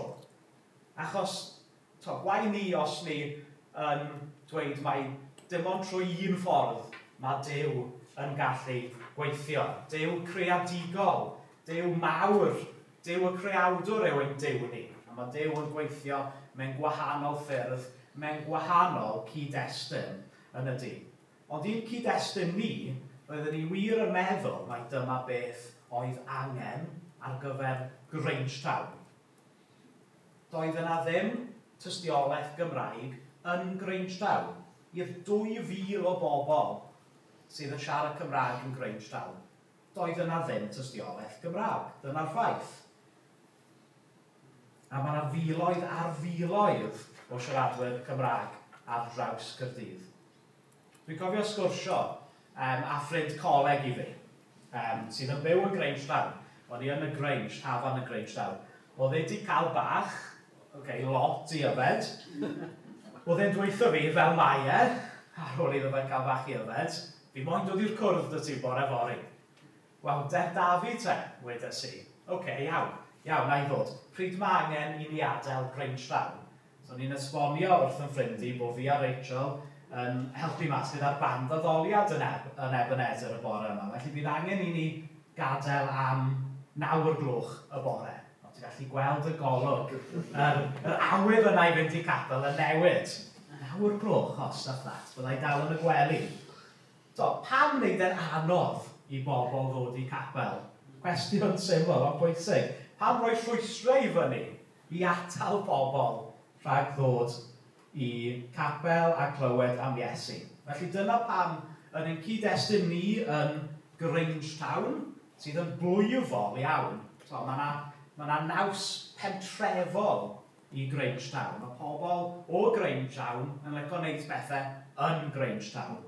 Felly o'n i'n gweld mai dechrau cynulleidfa Cymraeg yn Grangetown i Grangetown, sydd yn cwrdd am handi 4 y prynawn wrth oedd y ffordd ymlaen. Nawr, dim ond ffrind fi dal heb ddod i gwrdd, ond stori arall yw hynny. Gallwn ni weddio dros yng nghyfaill i ddarllen. A hefyd o ran y cyd-destynoli yna, nath e ddod yn amlwg i ni yn gyflym yn dod, bod yna bobl mynd i ddod sydd ddim yn medru'r Gymraeg. Bod nhw yn par, un yn siarad Cymraeg, un ddim, neu bod nhw'n rieni sydd yn ddi-Gymraeg, ond di anfon eu plant nhw i ham y draiad, a sy'n gweld yr ysgol Sul a capel Cymraeg fel ffordd i'w plant nhw, ac i nhw cael eu trochi mwy yn y Gymraeg. Ond i gweld yn syth, wel ni angen darparu ar eu cyfer nhw, heb anghofio mae eglwys Gymraeg i ni. A mae Charlie, welswch chi ar y fideo, yn un o'r bobl hynny. Felly ni'n cyfieithu ar y pryd ym mhob gwasanaeth. Ni'n neud yn siŵr bod popeth ar y sgrin yn ddwyieithog hefyd. Felly darparu ar eu cyfer nhw. A'r pedwerydd gwers, nes i just meddwl am yn y cefn y gyflym fyna, yw i ni fod yn realistig. Wedyn nath Sharon sort of, falle neud fi fel bod fi'n anghywir, achos o'n i bai bod chi'n Sharon Rhys, chi'n methu wneud popeth. chi'n methu achub y byd, o'n i bai bod chi'n Sharon. Dwi'n meddwl mae'n bwysig yn y dydd, yn ein cynulleidfaoedd ni, bod ni'n cymryd stoc o beth sydd angen ar y gymuned o'n cwmpas ni, ond hefyd cymryd stoc ar beth sydd gynno ni yn ein cynulleidfaoedd ni, i ni fod yn realistig o beth sydd yn bosib. Less is more. Mae'n rhywbeth fi'n dilyn yn y lle gwaith, fel mae'n rhywbeth fi'n dilyn yn Grangetown. Less is more. Mae be ni'n neud ar hyn o bryd yn maximiso ein capacity yn y dyn. Ond beth sydd hefyd yn wych am Grangetown yw bod yna gwaith cymdeithasol yn mynd mlaen gan eglwysi arall, gan cymunedau arall, lle ni gallu cefnogi nhw, ond ni ddim gorfod arwain y gwaith yna. Felly, bod yn weddigar, bwysleisio ar y cymdeithas, cyd-destynoli a bod yn realistig. Felly nôl ata, be di'n gobeithio ni tu at y dyfodol o le dyn ni'n mynd o fan hyn? Wel, dyn ni gyd yn ymwybodol yn am niferoedd cynllunfawr yn lleihau, eglwysi yn cau. Dyn ni'n ymwybodol o'r gymdeithas toredig, fel y cynnyd yn deud, bod gorbryder, bod atgasedd yn amlwg, ac fel petai'n amlygu yn ein cymunedau. Ond mae hyn yn gyfle ni, fel pobl Iesu Grist, i ddangos cymuned sy'n ar ei orau. Hynny ydy, yr eglwys. A ddim oherwydd bod yr eglwys yn berffaith, yn bell ohoni, ond oherwydd mae Iesu Grist yn berffaith, a mi wedi gaddo'r gweithredu trwy ni. A felly, fel criw, ddim yma, sori, ond yn Grangetown, ein gweddi ni yw i sefydlu ac i gael ein danfon gan Ebenezer yn gynulleidfa newydd, yn eglwys newydd, yn ferch eglwys bydd yn cyfarfod yn wythnosol. A fel yn ei dweud, mae'r dair yna arloesi yn gam arweinol iawn yn dydy. Dim arloesi mae Angor, ond efelychu yr hyn mae'n cyndatau wedi wneud.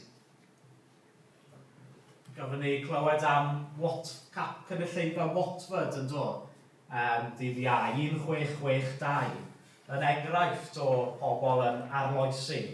Eu gwaith nhw, fel ein gwaith ni, yw ceisio Duw, a ceisio bod yn ffyddlon i'r hyn ni'n credu bod wedi rhoi ar ein colonnau ni.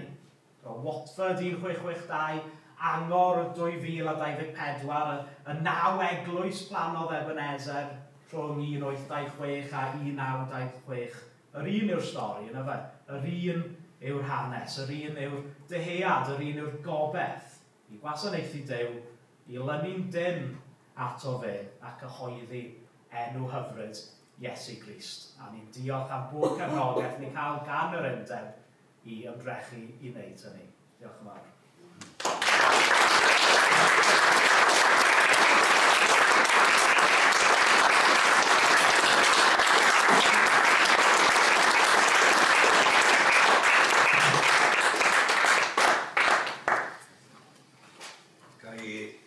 Diolch o galon i chi.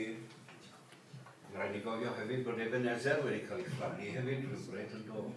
Dyna'r stori. Diolch yn fawr iawn. I ni'n dod nawr at Tabernacl Efailisaf, wrth gwrs. Ni'n meddwl bod ni newydd fod yna. Eithwr.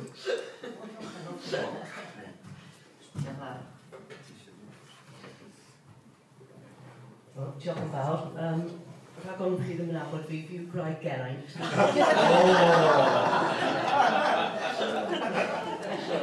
Ond fi wedi gadael y bore mae edrych ar ôl y plant a Iedgar Gweno sy'n newydd dod nôl o Mexico, mae'n byw o Mexico, felly Geraint sy'n coginio edrych ar ôl y plant o fi'n dod bore yma.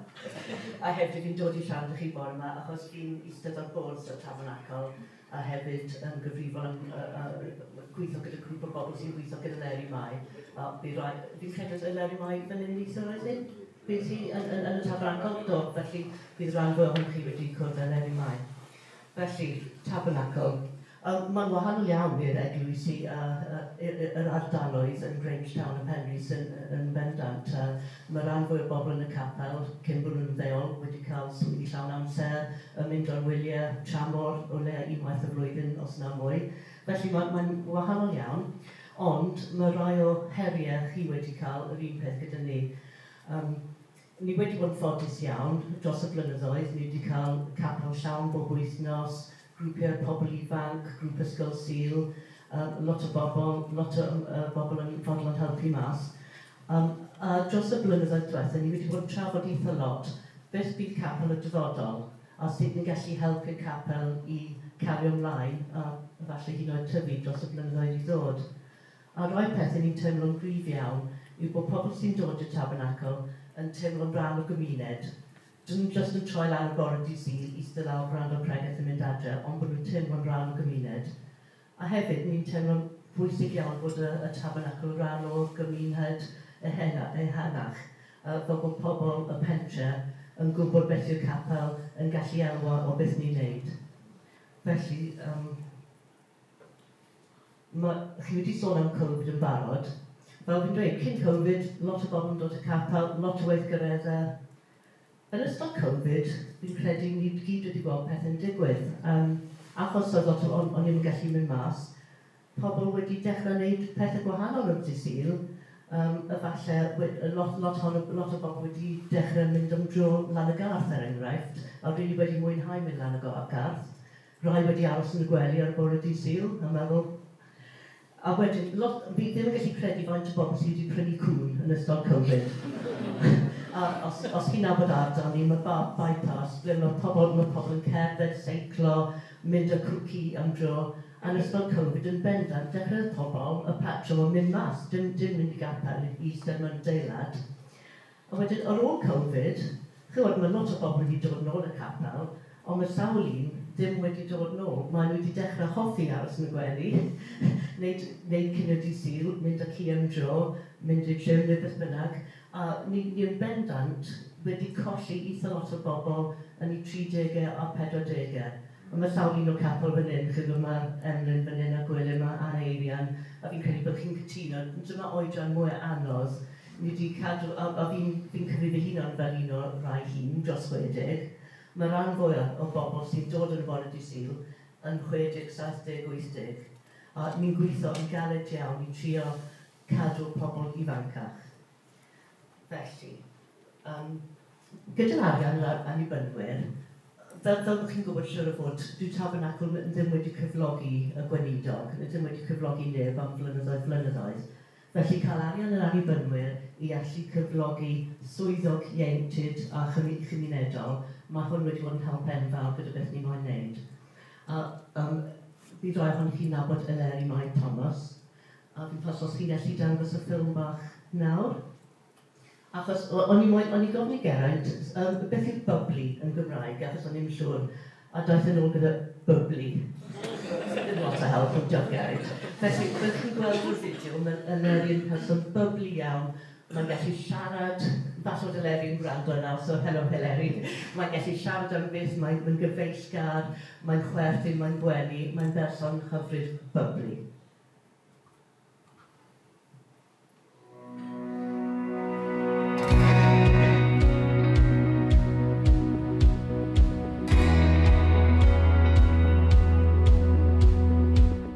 Eri Mai, dwi'n reiddiol y Sir Gyfyrddin, ond yn byw bellach yng Nghaerdydd yn y ddinas. Dwi'n gweithio i'r Capel y Tabernacl yn Efailisaf fel swyddog cymunedol rhan amser, a dwi'n wrthi yn cydweithio gyda nifer helaeth o wirfoddolwyr y capel i gynnig rhywbeth yn wahanol, falle yn wahanol i'r bregaeth ar ddydd Sul. Felly trial dod mewn â elfennau gymunedol, cynnal gweithgareddau plant, y bobl ifanc, a hefyd ddim dim ond yn y capel, dwi'n trial ehangu i'r gymuned lleol hefyd.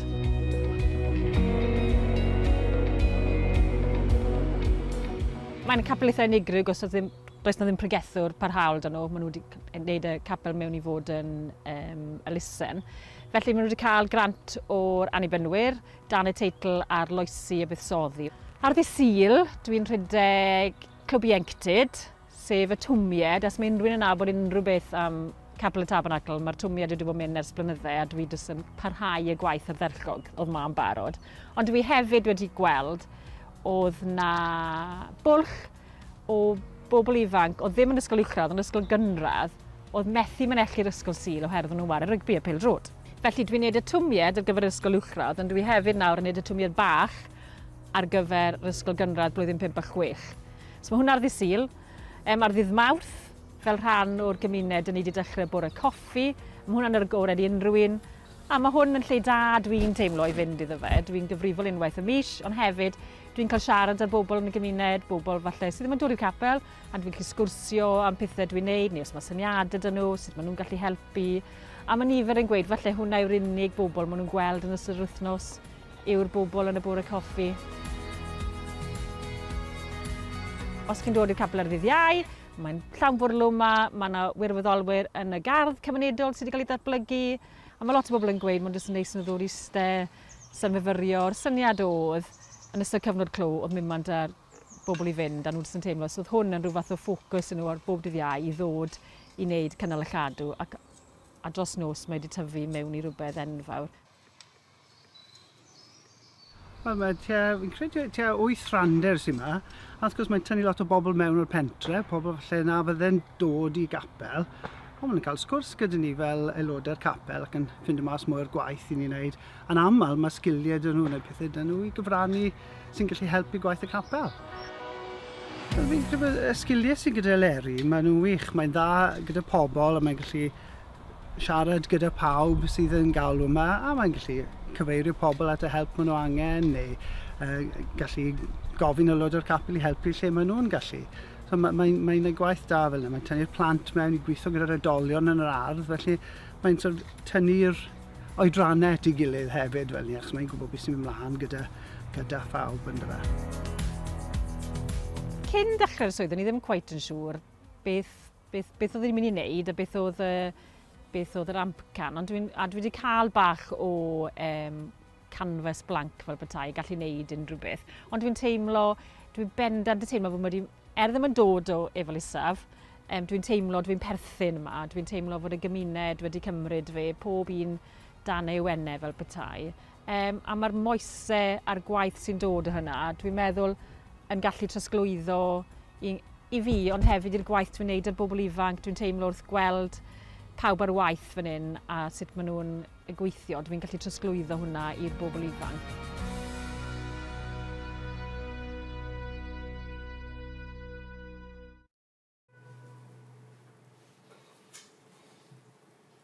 Felly dyna Eleri Mai, a cyn i fi anghofio, mae Eleri wedi anfon neges i fi yn dweud, plis dweud diolch yn fawr wrth dyfrig a criw. Wnaeth i fwynhau'n fawr mynd i De Affrica mis diwetha, a mae'n dweud diolch yn bawb oedd wedi helpu cefnogi hi a edrych ar ôl hi tramor. Felly dyma Eleri Mai, a fel dwedodd hi, mae'n gwneud y twried, i rai ohonoch chi, falle bod chi'n paslo pam yn gan yn twried, ond i'n trio gweithio mas pryd o'n fi'n credu 1956, oedd grŵp pobl ifanc wedi dechrau cwrs yn tu An y Geirian, oedd Cwc Cathod yn y Twm.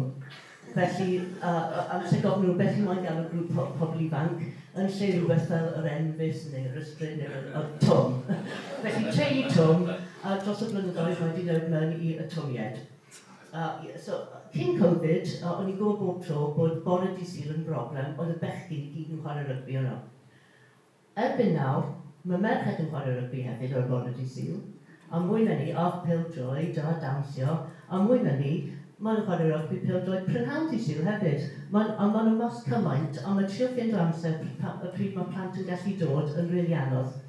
Felly mae dal ysgol Sul dyn ni yn y bore, a gyfer plant hyd at 8 oed, ond fel dod o Eleri, sefydlodd hi grŵp y Twmied Bach, sef rai 8-11 sy'n cwrdd tua 4 o'r gloch ar y prynhawn dydd Sul, fel bod nhw'n gallu gwneud y chwaraeon yn y bore a wedyn dod yn y prynhawn. Felly mae Twmied Bach a Twmied Dal, mae plant yn mwynhau fel iawn.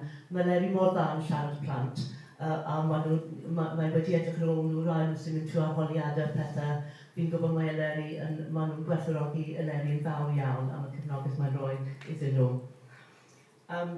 O dylch chi weld, os chi eisiau beth dod i fel gwasanaeth Nadolig, mae Twmied a Twmied Bach wedi cyfrannu mewn ffordd hwyliog iawn. Un peth ni wedi wneud gyda Eleri Mai a gyda pawb yn y capel ers mis Ionawr, yw gweld, wel, achos bod y Twmied yn y nos am y pobl hŷn a ysgol Sul yn y bore, does dim lot o gyfle i bawb dod at ei gilydd. Felly beth ni'n gwneud, unwaith y mis, ni wedi canslo gwasanaeth bore dydd Sul, a wedyn ni wedi wneud gwasanaeth neu gweithgaredd am 4 o'r gloch yn lle.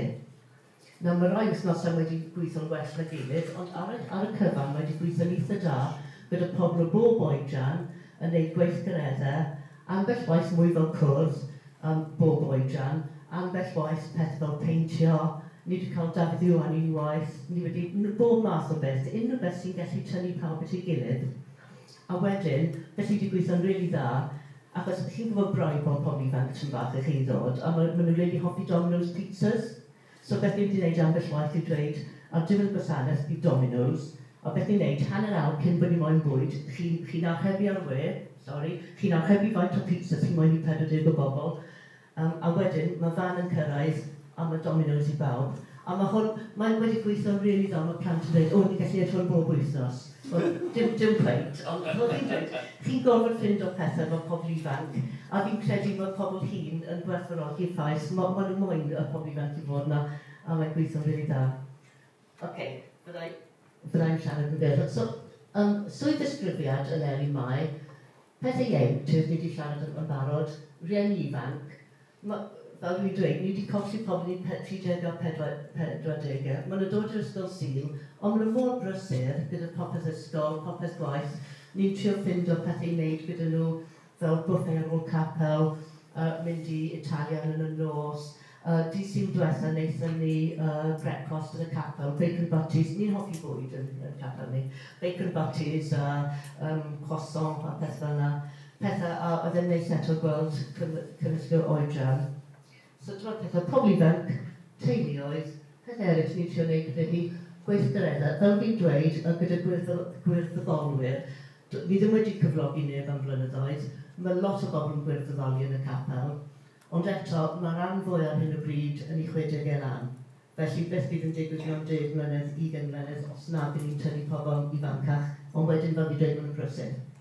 Ond eto, mae rhywbeth, fel dweud, os yw'n just nawr, mae rhaid ni trio'n gorau, ni'n gwybod bod realistig, beth ni'n gallu gwneud a gweithio tymach ar y tro. Felly, o ran gwaith elusennol a tynnu gwirfoddolwyr mewn, mae rai ohonoch chi'n gwybod yn barod fi'n siŵr bod y capel ar agor bore dyddiau a bore dydd Sadwrn i bobl wneud yr ardd gymunedol, ond hefyd ni'n casglu pethau ar gyfer pobl di-cartre, y plant sy'n gadael gofal. Plant sy'n gadael gofal, maen nhw'n cael fflat gyda dim byd, literally dim byd, dim carpet, dim gwely. Felly ni'n gweithio gyda social services i amser mae plentyn yn dod, person ifanc, i roi pecyn o stwff iddyn nhw. A plis dewch i weld ar y dyddiau neu dydd Sadwrn beth ni'n gwneud. John Shews yn gweithio gyda Eleni Mai a tîm ar hwnna. Mae'n really werth gweld beth nhw'n gwneud fyna. A wedyn, yr un o'r fan hyn, gweithio gyda ysgolion. Mae Eleni Mai wedi dechrau mynd i ysgolion, aeth i ysgol Evan James i wneud sesiwn fyna gyda y plant blwyddyn 6, sef 11 oed. Oedd hwn yn llwyddiannus iawn. Felly mae hi'n mynd i wneud mwy o hwnna yn ystod y blwyddyn nesaf. Anghofus i dweud un peth, dangos ydych chi'r bore coffi, a dim bore coffi so much as drop-in, ond beth yw e, mae pethau'n aml iawn yn cymryd blynyddoedd i ddatblygu. Dechrau ni ar ôl Covid, gyda 4-5-6 o bobl. Un peth sy'n gwneud iddo weithio, ni'n agor bob dydd Mawrth, dim ots heb lawn dydd Nadolig. Ni'n gwneud Boxing Day, New Year's Day, ni'n gwneud popeth. Os chi'n dechrau canslo, dyw pobl ddim yn gwybod os dim mlaen y beidio. Felly mae'r agor hyd yn oed os dim ond hanner dwsin. Erbyn nawr, mae hyd at 20, mae 40 yn dod yn aml, rhyw 20 bob wythnos. Dwyieithog, pobl o capel, pobl o pentre. A mae rai o pobl o pentre, fi'n gofyn y Efailisaf tymach yn posh, ond mae pobl sy'n angen, sy'n unig, neu sy'n angen dod mas i weld pobl, a mae bore dydd Mawrth yna yn wedi bod yn help enfawr i rai pobl sydd ddim yn teimlo'n dda iawn a sydd jyst eisiau mynd mas o'r tŷ. Felly, fi'n ymwybodol o amser, mae 1 munud efallai. I'r dyfodol, ni'n cario ymlaen y gweithio, fel fi'n dweud, ni really moyn trio cadw, sut ni'n tynnu mwy o bobl ifanc mewn, pobl 30, 40. Mae bywyd wedi newid ar ôl Covid, mae'n cymaint ymlaen. A mae'n rhywbeth, fel y pobl blaen, os chi eisiau dod i weld beth ni'n neud, byddai'n gred. A hefyd, byddai'n rili dda i Eleni Mai, o falle a roi pobl eraill y capel, dod i weld beth chi gyd yn neud hefyd i gael syniadau. A neu falle bod cyfle i wneud pethau ar y cyd ambell waith. Os nad oes lot o bobl ifanc, beth yn cael quiz rhwng Tabernacl a eglwys arall. Dwyieithog efallai, neu pryd y fwyd, neu gweithgar, neu pêl-droed. Fi mae eisiau ni feddwl a gweithio gyda'n gilydd i weld beth sy'n bosib. Na gyd i'n credu. Diolch yn fawr.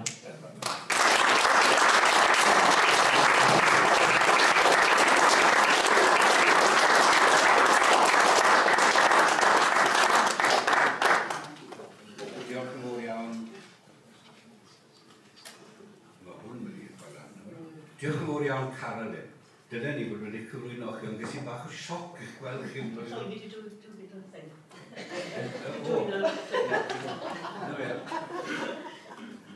Diolch yn fawr. Di hwn o'r nodau ydych chi lan hwnna sy'n eisiau. Diolch yn fawr iawn. Ond dwi wedi bod yn sesiwn gyfoethog. A mae'n drenu bod cynlliad amser byddai'n dda iawn dwi'n meddwl, cael rhyw fath o seminar os yn bosib. I edrych ar y gwahanol ffyrdd mae pobl yn arloesi ac jyst i ddod wel, rhywbeth wedodd Emlyn, bod yn tystiolaeth ni, llachar ei tystiolaeth. Sut ydyn ni'n llachareiddio yn tystiolaeth felly. Diolch o galon, diolch yn fawr iawn i chi. I ni'n dod i ddiwedd y sesiwn. Mae yna un sef rhaglen Denfan Cym, fideo Salem Carnarfon. Yna mae yna toriad am de coffi. Trai ofyn i chi ddod nôl yn brydlon, fel bod ni'n gallu dechrau am hanner awr wedi 11 i'r sesiwn ola. O'n i'n mynd i wedi eich chalfwyd. Fi ddim. Ni wedi cael digon o rheini, ond dewch nôl yn brydlon.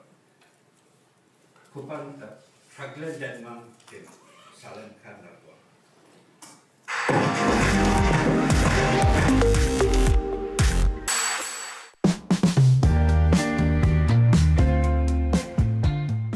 Helo, Alice ydw i, a dwi'n dysgu darllen.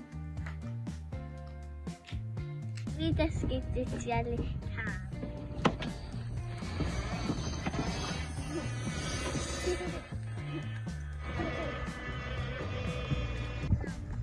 Heddiw, mae Gwen yn dysgu sut i wneud ymarfer corff.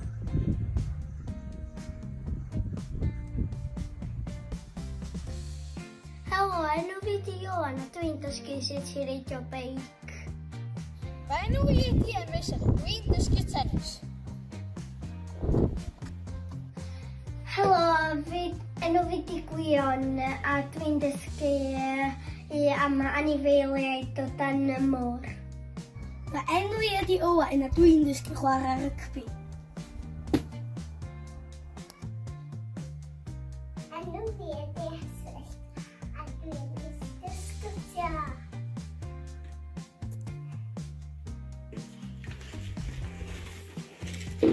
Helo, enw fi di Owen a dwi'n dysgu triciau pwtan.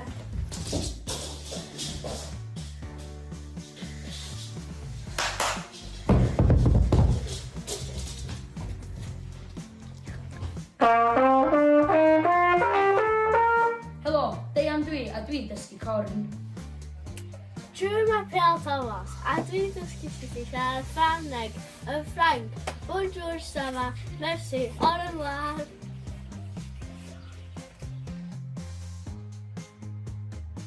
Roedd Iesu'n teithio'r hyd a lled Galilea, yn dysgu'r bobl yn synagogau, yn cyhoeddi newyddion da am deyrnasiad Duw ac yn iachau bob o iechyd a salwch oedd ar y bobl.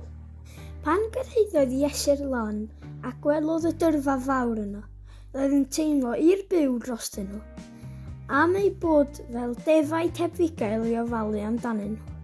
Felly treuliodd amser yn dysgu llawer o bethau iddyn nhw. Un diwrnod, roedd Iesu yn gweddio. Pan oedd wedi gorffen, gofynnodd un o'i ddisgyblion iddo. Arglwydd, neu di dysgu ni sydd i weddio. Dywedodd Iesu wrth weddio, dywedwch fel hyn. Ein tad, ein ffrind yn y nefoedd uwchlaw. Rwyt ti'n ei garu beth bynnag a faw. Roedd y nefoedd ar ddeiar fach i gadw ein corff a'n henaidd yn iach. O peth sydd ei angen, mae dod gen i ti, rwy ti'n maddau popeth drwg a wnawn ni. Gwna i ni faddau hefyd, o Dduw, i ni na i gael ei dysgu yn iawn sydd i fyw. Amen. Dwi'n dysgu pêl-droed a mae Iesu'n dysgu ni fod yn garedig. Mae Iesu yn ein dysgu i ddangos cariad Duw.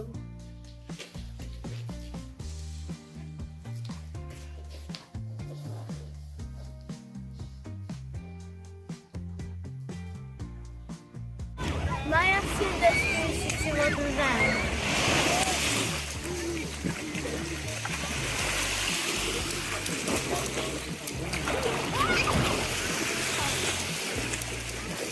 Mae Iesu'n dysgu ni i rannu.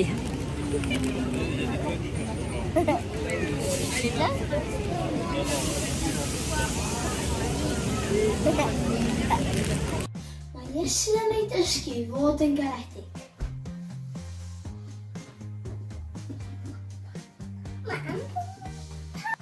Mae Iesu'n dysgu ni i fod yn garedig efo pawb. Mae Iesu yn dysgu ni sut i helpu bobl eraill. Mae Iesu yn dysgu ni i parchu eraill. Mae Iesu'n dysgu ni i fod yn ffrind da i bawb. Mae Iesu yn ein dysgu i garu Duw. Mae Iesu yn ein dysgu i garu Duw. Pan welodd Iesu'r holl dyrfaoedd, aeth i fyny i ben y mynydd. Pan eisteddodd i lawr, daeth i ddilynwyr ato a dechreuodd ei dysgu a dweud, gwyn ei byd yr ai sy'n teimlo'n dlawd ac annigonol. Oherwydd mae'r unefol yn teyrnasu yn ei bywydau. Gwyn ei byd yr rhai sy'n gael aru. Oherwydd bydden nhw'n cael eu casuro. Gwyn ei byd yr rhai addfwyn. Oherwydd bydden nhw'n etifeddu'r ddaear. Gwyn ei byd rhai sy'n llwgu a sychedu am gyfiawnder. Oherwydd bydden nhw'n cael eu bodloni i llwyr. Gwyn ei byd yr rhai sy'n dangos trigaredd. Oherwydd bydden nhw'n cael profi trigaredd eu hunain. Gwyn ei byd rhai sydd â chalon byr. Oherwydd bydden nhw'n cael gweld Duw. Gwyn neu byd yr rhai sy'n gweithio dros heddwch. Oherwydd bydd nhw'n cael ei galw'n blant Duw. Gwyn neu byd yr rhai sy'n dioddef erledigaeth am ei bod yn byw'n gyfiawn. Oherwydd mae'r unefol yn teyrnasu yn ei bywydau.